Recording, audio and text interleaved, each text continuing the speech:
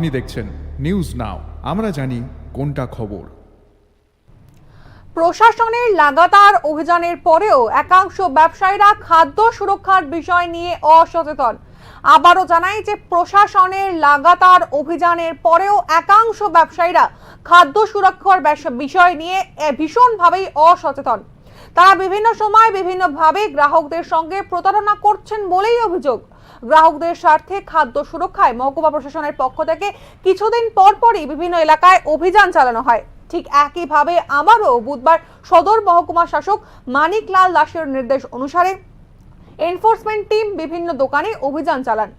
এদিন সদরের অতিরিক্ত মহকুমা শাসক বিপুল চন্দ্র দাস, ডুকলি রেভিনিউ সার্কেলের ডিজাইন অফিসার সুজিত দাস, সদরের ফুড কন্ট্রোলার প্রদীপ কুমার ভৌমিক সহ লিগ্যাল মেট্রোলজি ও ফুড সেফটি আধিকারিকরা হাঁপানিয়া এবং আমতলী বাজারের বিভিন্ন মুদি দোকান এবং কয়েকটি রেস্টুরেন্টে অভিযান চালান।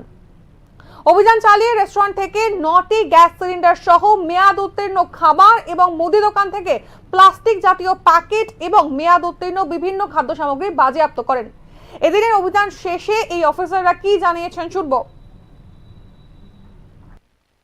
আজকে আমরা সদর মহকুমা প্রশাসন থেকে একটা টিম করে আমাদের সদরের মহকুমার আন্ডারে যে সমস্ত হোটেল রেস্টুরেন্ট আছে এগুলো যে খাদ্যের বিষয়গুলো দেখার জন্য পরিষ্কার পরিচ্ছন্নতা এগুলো আমরা পাশাপাশি বিভিন্ন বাজারে দোকান সেখানে পলিথিন প্লাস্টিকের যেগুলো সিঙ্গেল ইউজ প্লাস্টিক যেগুলো এগুলো যে ইউজ করছে এগুলো দেখার জন্য চেক করার জন্য প্লাস যারা প্যাকেট খাদ্য বিক্রি করছে সেগুলো বিভিন্ন জুস আইটেম এগুলো দোকানে দেখা গেছে যে এক্সপায়ারি ডেটের আইটেম তারা রেখে দিয়েছে ডিসপ্লের জায়গাতে, তো সেগুলো তো আমরা বলেছি এখানে ফাইন করেছি আমরা নোটিশ দেবো।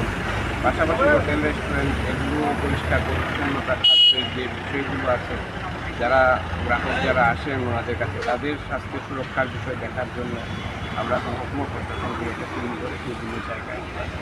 গ্যাস সিলিন্ডার স্যার কয়টা সিলিন্ডার যেগুলো বেআইনিভাবে ওরা ইউজ করছে তাদের কমার্শিয়াল সিলিন্ডার রাখার কথা সেগুলো আমরা বাজেয়াপ্ত।